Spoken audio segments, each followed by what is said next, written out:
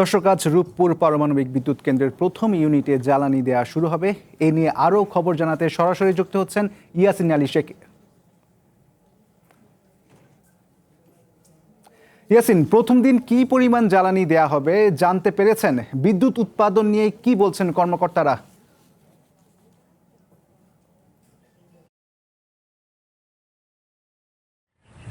জি ইশতিয়াক, ধন্যবাদ আপনাকে।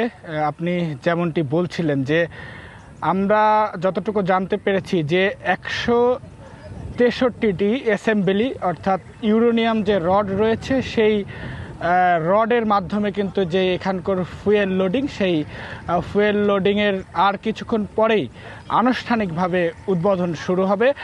তো আমরা জানতে পেরেছি যে এখানে বাংলাদেশি যারা পরমাণু শক্তি কমিশনের যারা রয়েছে এবং রাশিয়ার রসাটমের যারা বিশেষজ্ঞ বৈজ্ঞানিক কর্মকর্তারা রয়েছেন তাদের মাধ্যমে কিন্তু আজকের এই রূপপুর পারমাণবিক বিদ্যুৎ প্রকল্পের ফুয়েল যে লোডিং সেই কার্যক্রম অনুষ্ঠিত হবে। আরেকটি বিষয় আপনাকে জানিয়ে রাখি যে এই ফুয়েল লোডিংয়ের খবরে পাবনাবাসী কিন্তু অনেক আনন্দিত এবং উৎসাহিত। সেই কথা যদি আমরা বলি যে তারা ধারণা করছে যে এই যে এখন বিদ্যুতের যে লোডশেডিং, সেই লোডশেডিং থেকে কিন্তু এই পাবনার মানুষ সহ সারা বাংলাদেশের মানুষ কিন্তু একটা সময় পরিত্রাণ পাবে। আমি একটু আপনাকে জানিয়ে রাখি যে এই রূপপুর পারমাণবিক বিদ্যুৎ প্রকল্প থেকে কিন্তু প্রথমে 300 মেগাওয়াট বিদ্যুৎ জাতীয় গ্রিডে যুক্ত হবে এবং তারপরে কিন্তু ধারাবাহিকভাবে কিন্তু যে রূপপুরের যে 2400 মেগাওয়াট, দুইটি চুল্লি থেকে 1224 মেগাওয়াট বিদ্যুৎ উৎপাদন হবে। এই পুরো বিদ্যুৎটাই কিন্তু আসলে গ্রিডে যুক্ত হওয়ার কথা রয়েছে।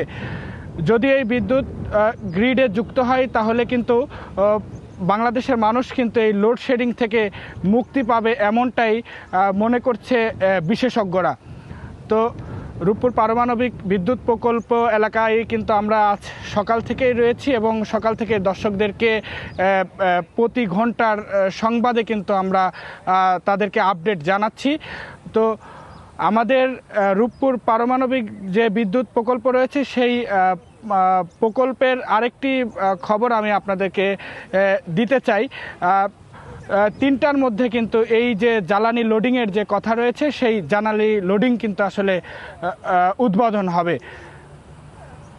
তো ঈশ্বরদীর এই রূপপুর থেকে আমার কাছে এই পর্যন্তই ছিল সর্বশেষ খবর। ধন্যবাদ ইয়াসিন।